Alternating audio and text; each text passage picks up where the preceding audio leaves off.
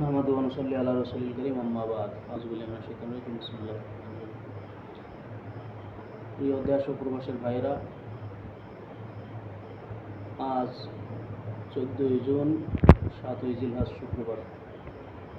তো বাংলাদেশে 10ই জিলহজ কুরবানির দিন ঈদের নামাজ পড়ব আমরা অনেক ইমাম সাহেবরা আছি আমরা নতুন, যারা ঈদের নামাজের নিয়ম হয়তো বইতে পড়েছি বা এই প্র্যাকটিক্যাল অভিজ্ঞতা নাই, এবং যারা পুরান আছে তারাও হয়তো, কারণ 1 বছর পরে পড়া হয়, এই কারণে অনেক সময় ভুল হয়ে যায় আমাদের, যার কারণে আজকে এই ভিডিওটি দেওয়া।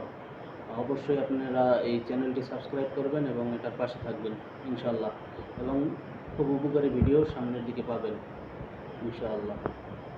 তো প্রথমেই ঈদের নামাজ এর নিয়ত করতে হবে, যে অতিরিক্ত 6 তাকবীরের সহিত পবিত্র ঈদুল আজহার নামাজ কিবলামুখে পিছনে আদায় করতেছি, আল্লাহু আকবার, জাস্ট এতটুকুই।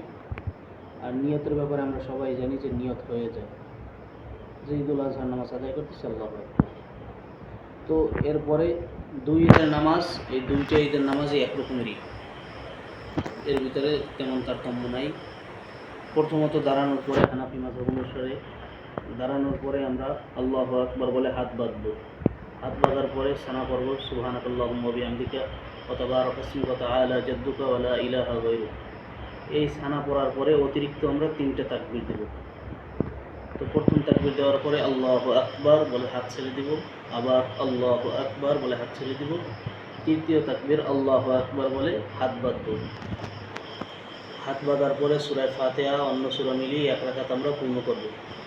পূর্ণ করার পরে দ্বিতীয় রাকাতে আবার দাঁড়াইয়া আল্লাহু আকবার বলে যখন দাঁড়াইব, দাঁড়ানোর পরে আবার আমরা অন্যান্য নামাজের মতোই সূরা ফাতিহার সাথে অন্য একটা কিরাত মিলাবো।